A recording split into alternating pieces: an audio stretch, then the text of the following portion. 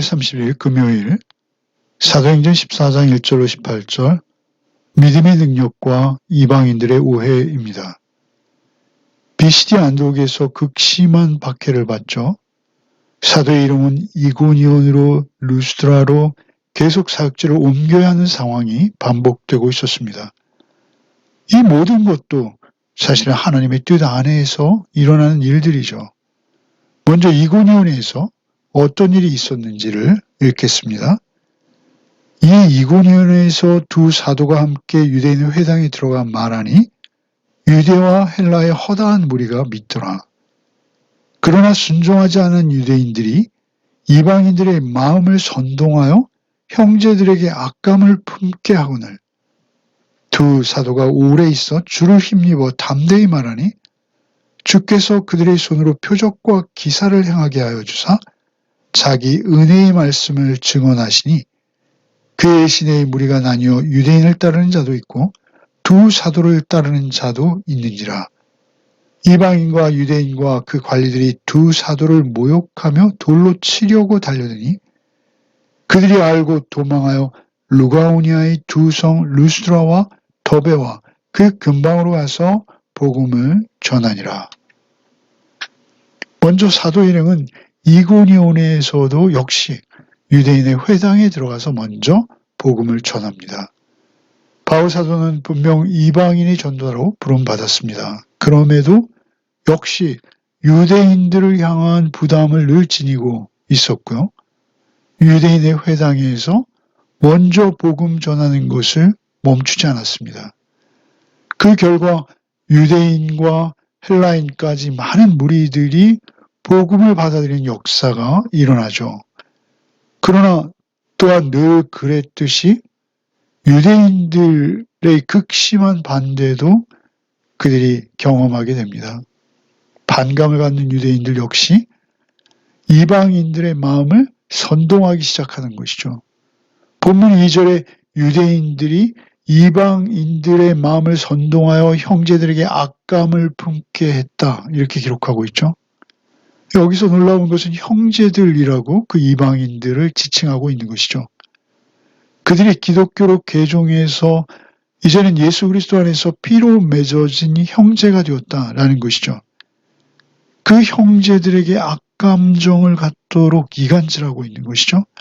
형제라는 표현은 제자라는 말과 같은 의미입니다. 서로 교차 사용되고 있어요. 이고니온에서도 역시 거센 반발이 있었습니다만 그럼에도 불구하고 형제, 곧 제자 공동체가 세워져 가고 있는 것이죠. 그렇게 박해가 극심해 가는데도 사도들은 3절에 오래 있었다 하죠. 오래 있어 주를 힘입어 담대히 말했다. 이렇게 기록하고 있어요. 주를 힘입어 담대히 말할 수 있었다는 것이죠. 그 박해와 핍박, 방해가 있었음에도 불구하고 그 자리를 떠나지 않고 담대히 말할 수 있는 이유는 주를 힘입었기 때문이다 라는 것이죠. 주를 힘입어 담대히 말하니 주께서 그들의 손으로 표적과 기사를 행하게 하여 주셨다. 또 이렇게 말하죠. 주님께 담대히, 주님을 힘입어 담대히 말씀을 전하고 있을 때 주께서는 그들의 손으로 표적과 기사를 행하도록 은혜 베푸셨다는 것이죠. 그 심한 박해와 억압 가운데서도 형제들과 제자들을 보호하고자 그 자리를 지키며 양육하며 전도하고 담대히 복음을 전하고 있을 때 주께서는 그들을 돌보시는 것이죠. 표적과 기사까지 행하도록 하시는 것이죠. 그 표적과 기사의 구체적 내용은 알 수 없습니다. 그러나 주께서 함께 하시는 그 놀라운 표적과 기사로 더 많은 영혼들에게 성령께서 역사하셨을 것입니다. 그 표적과 기사로 그 반대도 더욱 거칠어졌지만 성령의 역사도 더욱 충만해지는 것, 풍성해지는 것이죠. 복음이 전해지는 곳에 항상 이런 소동과 갈등은 당연한 것입니다. 악함과 선함이 어찌 같이 할 수 있겠습니까? 공의와 불의는 극복될 수 없는 대결 구도를 낳을 수밖에 없는 것이죠. 복음을 받는 이들은 말할 수 없는 기쁨과 감격이 있겠으나 복음을 반대하는 쪽에서는 자신들의 죄악이 드러나고 부끄러운 부분들이 지적되어지는, 폭로되어지는 그런 일들이 생긴다라는 것이죠.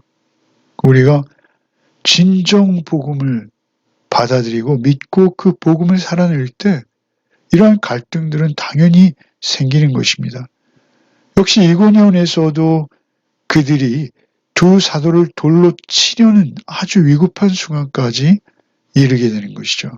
결국 두 사도께서는 그것을 피해 루스드라와 더베로 향하시는 것입니다. 사실 이러한 일들은 복음의 역사 가운데 많이 있었습니다. 영국에서 청교도들이 극심한 박해로 미국으로 이주함으로 미국이 복음화되는 것이고요. 언제든지 복음이 전해져 가는 곳에 이러한 박해들이 있을 수 있습니다. 그것도 하나님의 작정과 계획 속에 있는 것이다 라는 것을 우리는 잊지 말아야겠습니다. 루스드라에서의 기록은 8절부터 18절입니다. 읽겠습니다. 루스드라에 발을 쓰지 못하는 한 사람이 앉아 있는데 나면서 걷지 못하게 되어 걸어본 적이 없는 자라. 바울이 말하는 것을 듣거늘 바울이 주목하여 구원받을 만한 믿음이 그에게 있는 것을 보고 큰 소리로 이르되 내 발로 바로 일어서라 하니 그 사람이 일어나 걷는지라. 무리가 바울이 한 일을 보고 루가오니아 방언으로 소리질러 이르되 신들이 사람의 형상으로 우리 가운데 내려오셨다 하여 바나바는 제우스라 하고 바울은 그 중에 말하는 자이므로 헤르메스라 하더라. 시외 제우스 신당의 제사장이 소와 화환들을 가지고 대문 앞에 와서 무리와 함께 제사하고자 하니 두 사도 바나바와 바울이 듣고 옷을 찢고 무리 가운데 뛰어들어 소리질러 이르되 여러분이요 어찌하여 이러한 일을 하느냐? 우리도 여러분과 같은 성정을 가진 사람이라.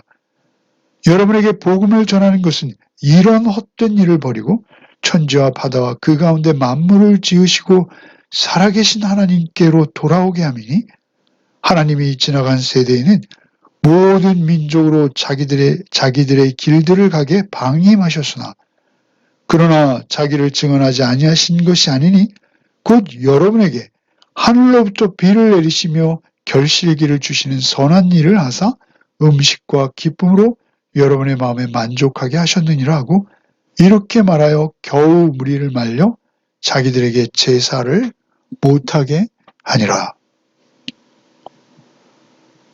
이제 사도의 일행이 루스드라에 갔을 때 거기에 걷지 못하는 사람이 있었고요.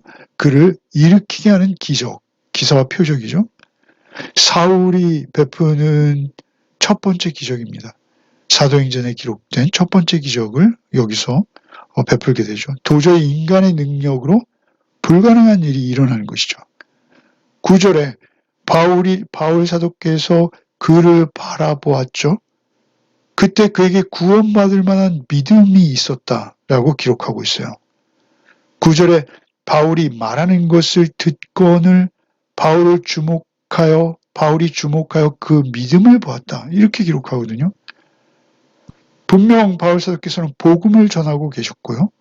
사도께서 말씀하시는 것을 열심히 듣고 있었습니다. 날 때부터 걷지 못하던 자가 치유받는 기적은 앞서 3장에서 베드로와 요한이 성전 미문에 앉아있던 자를 일으키는 내용이 있었죠. 그는 유대인이었습니다만 성전에 들어가지 못하는 처지였고요. 이번에는 반대죠. 루스드라, 이방인입니다. 그 이방인이었지만 복음을 듣고 있는 것이죠. 비록 이방인일지라도 복음 그 자체만으로 그에게 놀라운 능력이 임할 수 있습니다. 여기 9절에 듣거늘이라고 되어 있는 이 단어는 관심을 가지고 듣는 거예요. 마음을 다해서 듣고 열심히 듣는 거예요. 그리고 또한 이 동사의 시제는 미완료형입니다. 그래서 바울이 전하는 복음을 계속해서 듣고 있던 중에 어떤 일이 일어났다라는 것이죠. 말씀을 듣는 중에 주의 능력이 말씀과 함께 역사하는 것이죠. 여기서 구원받을 만한 믿음이라고 그렇게 기록하죠. 구원이라는 단어 그 자체로 구원을 의미합니다. 물론 건강하게 치유되어져 회복되어진다라는 그런 구원의 의미도 있습니다만 두 가지 모두를 포함하는 그런 단어입니다. 이방인이었지만 복음을 열심히 계속해서 듣고 있었고 더욱이 믿음으로 계속 그 복음을 받고 있는 모습이 바울 사도의 눈에 특별히 들어온 것이죠. 바울이 전하는 복음에서 생명을 향한 믿음이 그 안에서 솟아난 것이 아닐까요? 그가 말씀을 듣는 가운데 능력의 주님이 누구이신지 그 마음에 찾아오신 것이죠. 주님의 사랑을 경험하고 있었던 것으로 보입니다. 문둥병자도 죽은 자도 일으키시는 그 주님의 사랑을 듣는 중에 그에게 믿음이 생긴 것이죠. 그 믿음을 사도께서 보신 것입니다. 생명의 복음을 전하는 사도의 눈과 비록 날 때부터 불구였지만 주님을 더욱 모시고자 하는 열망의 그 이방인의 눈길이 마주치는 순간 바울 사도께서 큰 소리로 내 발로 바로 일어서라 라고 말씀하시는 것이죠. 앞서 베드로 사도가 성전 미문에 앉은 자를 향해서 예수의 이름으로 명하노니 일어나 걸으라 였다면 바울 사도께서는 직접 자신이 명령하죠. 내 발로 일어서라. 그러자 그가 즉시 일어서는 것이죠. 주께서 그에게 그러한 기사와 표적이 따르게 하시고 또 그 이방인들을 복음 안으로 초청하시기 위해서 이러한 일들을 행하시는 것이죠. 이것을 지켜본 사람들이 사도의 이름은 사람이 아니다.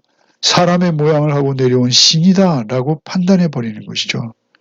자신들이 섬기고 있는 제우스, 헤르메스 그가 인간이 되어서 자신들 앞에 지금 왔다라고 믿어버린 것이죠.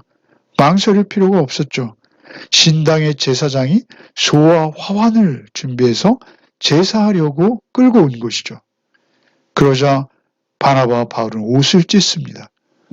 유대인들에게 옷을 찢는다라는 것은 어떤 신성모독을 보았거나 아주 참을 수 없는 울분과 비통함, 절망과 증오의 감정을 억제할 수 없을 때 나오는 행동이죠. 여기서 바울과 바나바는 자신들이 단호한 의지를 그들에게 보여주고 싶었을 것입니다. 절대 그런 행위는 용납될 수 없다. 용납할 수 없다. 우리도 너희와 같은 성정을 가진 사람이다. 똑같이 너희와 같은 성품과 몸과 생각을 가진 사람이다. 라고 말하는 것이죠. 우리도 너희와 같이 인간적인 본성을 가진 사람이다. 라고 말하면서 사도께서는 설교를 하십니다. 사도께서는 오히려 이 사건을 통해서 이런 우상숭배 같은 끔찍한 일을 하지 못하도록 우리가 전하는 것이 바로 그 복음이다 라고 설교하시는 것이죠. 우상을 버려라. 천지 만물의 창조주 살아계신 하나님께서 너희를 돌이키기 위해 우리가 왔다라는 것을 강조하시는 것이죠. 하나님께서는 너희가 모르고 있을 때도 햇볕과 비를 주셔서 너희를 돌보고 계셨다. 그런 이방인들의 적절한 이야기들을 이렇게 하는 것입니다. 그렇습니다. 그렇게 우리가 언제나 전하는 자나 듣는 자나 우리는 성경과 하나님 그 자신을 더욱 그들에게 드러내며 전하는 것이 중요합니다. 듣는 이들도 그 하나님을 알기 위해서 노력하는 것이 중요합니다. 사람을 주목하고 사람을 보고 사람을 신뢰하는 것은 바람직하지 않습니다. 사람이 아니라 하나님을 봐야 하는 것이죠. 늘 전하는 자나 듣는 자나 모두에게 그런 유혹과 실수가 있습니다. 어느 정도 내가 하나님과 더 가까워진 사람처럼 보이고자 하는 욕망 있을 수 있어요. 그러나 그것은 절대 복음과 멀어지는 것입니다. 오히려 더 역효과고 그것이야말로 우상숭배가 되는 것이죠. 또한 듣는 입장에서도 그렇습니다. 언제나 천지 만물을 창조하시고 나에게 아들을 내어주신 그 하나님의 사랑을 말씀 속에서 확인해야 합니다. 하나님 자신만을 바라보는 것이죠. 말씀을 통해서 봐야 합니다. 우리나라에 이토록 많은 우상과 이단이 존재하는 이유는 무엇입니까? 우리가 이 방향성을 잃어버린 거예요. 하나님 자신을 보고 하나님의 지식과 말씀 공부에 부지런해야 합니다. 게으르지 말아야 돼요. 믿음은 말씀을 통해서, 기록된 말씀을 통해서 하나님의 살아계심을 보는 것입니다. 듣는 것입니다. 기록된 말씀이 성령님의 도우심으로 우리 삶의 첫 번째가 되는 것, 그것이 기사와 이적과 표적입니다. 그 기사와 이적으로 우리는 살아가는 거예요. 주의 음성을 오늘도 들으시고 주님의 인도함을 받으셔서 주님 안에서 주 닮은 성품으로 오늘도 복음을 살아내는 우리 모두가 되기를 소원합니다. 기도하겠습니다.